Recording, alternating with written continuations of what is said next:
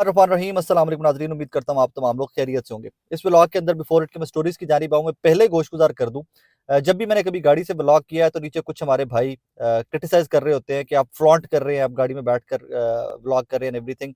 भाई मैं फ्लॉन्ट नहीं कर रहा होता। I am in that profession कि मैं एक ऑफिस से दूसरे ऑफिस और दूसरे से तीसरे ऑफिस सारा दिन I am on the run.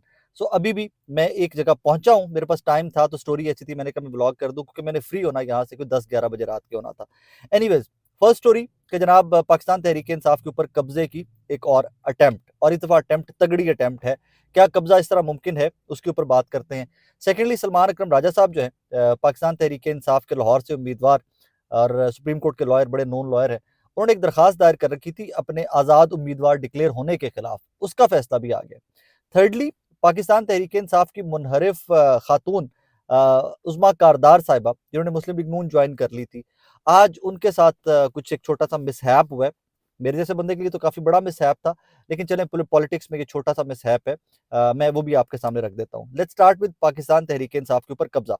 Akbar Babar साहब, हम सब तारुफ उनका एक ही जानते हैं कि जनाब उनकी, आई थिंक उनकी लेगेसी या उनका तारुफ एक ही है कि वो इमरान खान और तहरीक इंसाफ के नाकिद हैं। इसके अलावा पॉलिटिकल माइलेज या पॉलिटिकल कारकर्दगी उनकी आज तक मैंने कभी नहीं देखी। कोई सियासी जमात बनाई हो उन्होंने या कोई इलेक्शन लड़ा हो, मैंने आज तक नहीं देखा। दो के एक क्वेश्चन मैं माजी में भी पुटअप करता आया, पूछता आया खुद से भी और लोगों से भी पूछता आया कि जनाब अकबर बाबर साहब जो इतने महंगे महंगे वकील करते हैं तहरीक इंसाफ के खिलाफ और खुद क्लेम भी करते हैं कि मैं तहरीक इंसाफ का रुकन हूँ, उन वकीलों की फीसें कहाँ से देते हैं? इनके जराए आमदन के ऊपर काम किया जाना चाहिए और मुझे लगता है कि सीरियसली हम साफियों को अकबर बाबर साहब के जराए के ऊपर काम करना चाहिए। आज जनाब अकबर बाबर साहब ने तजदीद अहद, पाकिस्तान तहरीक इंसाफ तजदीद अहद कौमी कॉन्फ्रेंस का इनकाद किया है इस्लामाबाद में कुछ लोगों के साथ बैठकर, और उनमें फैसले क्या किए गए हैं वो मैं आपको बताता हूँ। टिकटों की तकसीम मुस्तरद, फैसला किया गया है कि तहरीक इंसाफ के तमाम बैंक अकाउंट्स को मुंजमद किया जाए, गलत लोगों को बाहर निकाला जाए, शफाफ इंट्रा पार्टी इलेक्शन के बाद बल्ले की वापसी के लिए दरखास्त दी जाए। अकबर बाबर की प्रेस कॉन्फ्रेंस। यहाँ पर बहुत ज़्यादा हैरान मत होइएगा, ये मुमकिनात में से है। मौजूदा सर्कमस्टांसिस के अंदर जिस हद तक इमरान खान की सियासी जमात को, वोटर को, उम्मीदवार को, इवन बल्ले के निशान को कॉर्नर किया जा रहा है, अकबर बाबर साहब को इस पार्टी के ऊपर बिठा दिया जाए, लाकर वारिद कर दिया जाए तो इस पर परेशान मत होइएगा, हैरान मत होइएगा। हम मुल्क के खुदादाद के अंदर कुछ भी मुमकिन है। और ये जो अकबर बाबर साहब कह रहे हैं ना, करारदाद इलेक्शन कमीशन को भेजी जाएगी, हो सकता है इलेक्शन कमीशन को करारदाद भेजने के बाद इनको इजाजत भी मिल जाए कि जनाब पार्टी के सरबराह तो अब आप ही हैं, गौहर खान साहब, उमर यूब साहब, हमार अजहर साहब, यास्मीन राशिद साहिबा, अफरीदी साहब, गंडापुर साहब, बाकी सारे के सारे जो पाकिस्तान तहरीक इंसाफ के लोग थे वो तो फारिग हो गए। मैं वो तहरीक इंसाफ से उनका कोई लेना देना नहीं है। और इस मुल्क के अंदर सिर्फ एक वाहिद जो खरा आदमी है तहरीक इंसाफ को चलाने के लिए या तहरीक इंसाफ का मालिक, उसका नाम है अकबर बाबर। ये भी कहा जा सकता है, लिहाजा मुझे कोई हैरानगी नहीं होगी। अब कहानी आ जाती है, थोड़ा बैकग्राउंड में जाते हैं।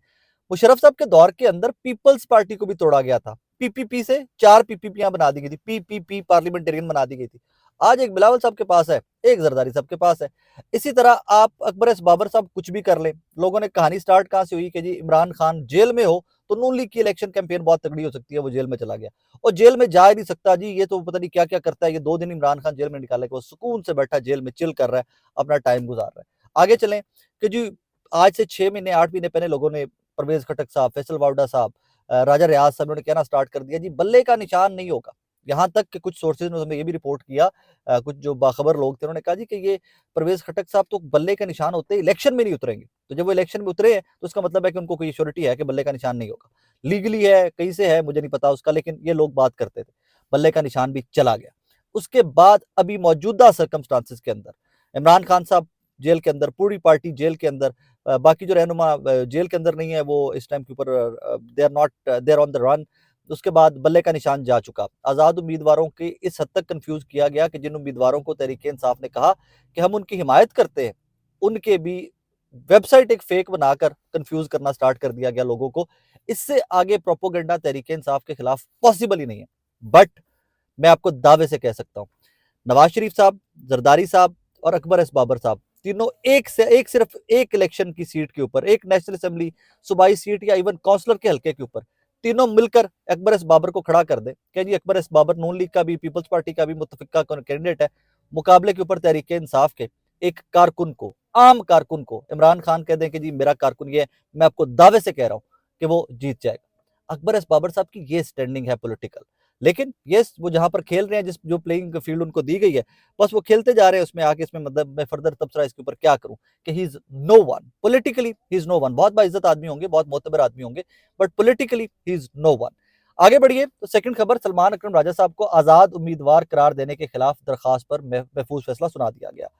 जस्टिस अली बाकिर नजफी की सरबराही में 2 रुकनी बेंच ने महफूज फैसला सुनाया और कहा कि इलेक्शन कमीशन इस शिकायत को कानून के मुताबिक फैसला करे, दरखास्त गुजार इलेक्शन कमीशन से राब्ता करे। अब ये भी एक टेक्निकल नुकता था और टेक्निकल नुक्ते के ऊपर अकबर एस बाबर साहब ने बड़ा टाइमली डिसीजन लिया कि जी मैं हाईकोर्ट से रजू करता हूँ।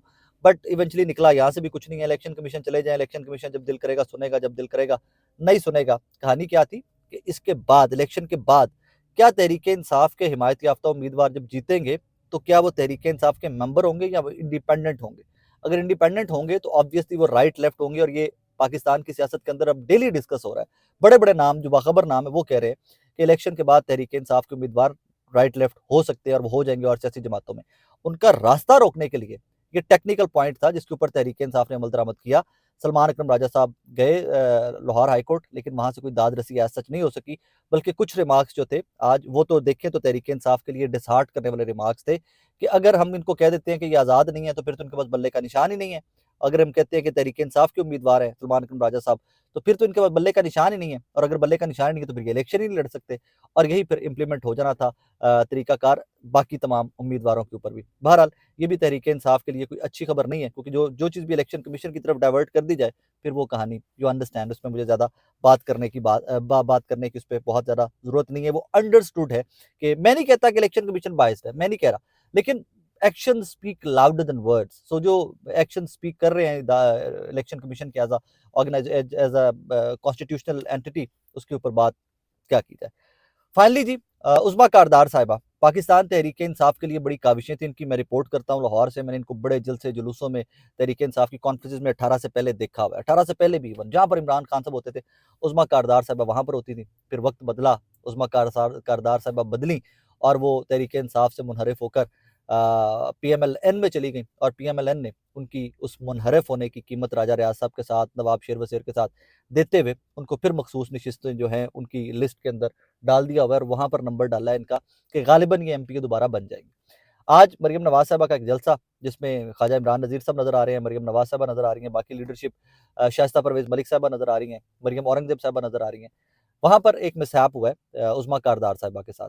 मेरे नज़दीक, मेरे जैसे शख्स के लिए, मेरे जैसे फ़कीर आदमी के लिए तो ये मिसहैप है, तौहीन है, हतक है।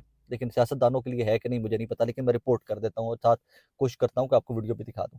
जब मरियम नवाज साहबा जलसे से तकरीर करके फारिग हुई हैं, वेव करती हुई वो नीचे जा रही थी तो लोगों से मिल रही थी, तो उस्मा कारदार साहबा बिल्कुल साथ खड़ी हैं मरियम नवाज साहबा के, और उन्होंने सलाम भी किया और सल्यूट भी किया।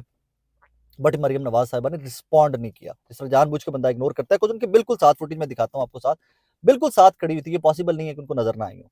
मरियम औरंगजेब साहिबा को रिस्पॉन्ड किया है, मरियम नवाज साहिबा ने शाइस्ता परवेज मलिक साहिबा को हक किया है, और उसके बाद वो चलती बनी है वहां से, और उस्मा कारदार साहिबा वहां पर मुंह देखती रही है। मेरे नजदीक कारकुन किसी भी पार्टी का हो, PMLN का लोटा हो तो वो भी लोटा है, पीपल्स पार्टी का लोटा हो तो वो भी लोटा है।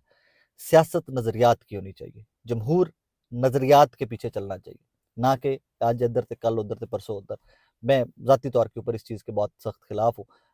गलत हो सकता हूँ क्योंकि हर सियासी जमात के अंदर लोगों का आना जाना लगा रहता है, गलत हो सकता हूँ, लेकिन दिस इज़ नॉट पॉलिटिक्स। ये कोई ग्रेसफुल लोगों का काम नहीं है। And I hope and I pray कि एट वन पॉइंट कभी in days to come Pakistan की जमहूरियत इतनी तगड़ी हो जाए कि लोगों को इस चीज़ की समझ आ जाए। अपना बहुत सारा ख्याल रखिएगा, दुआ में याद रखिएगा।